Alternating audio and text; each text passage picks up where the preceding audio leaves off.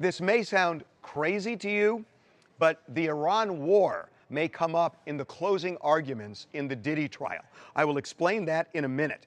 But let me just tell you today, in terms of winners and losers, if you believe the defense, they're the winner today.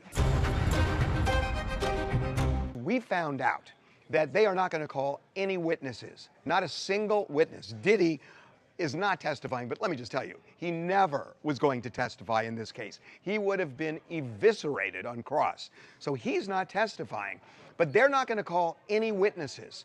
And we have good sourcing on the defense side, and the reason is they don't think the prosecution has proved its case in any respect.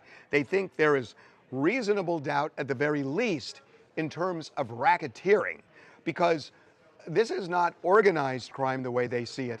It's disorganized crime. We've talked about this, that Diddy has been a criminal. He's violated a lot of laws. It's just not an organized crime venture under his company umbrella.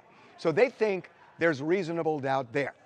As to proving that they forced Cassie and Jane to engage in sex with a sex worker, they don't think that the prosecution proved its case in terms of consent. They are relying on various text messages, statements made by Cassie and Jane, making it seem like they were down with these freak-offs. And the other thing that they are banking on is that the jury is not going to buy allegations that Diddy violated the Mann Act. The Mann Act is simply bringing a sex worker across state lines for commercial purposes, for the purpose of prostitution.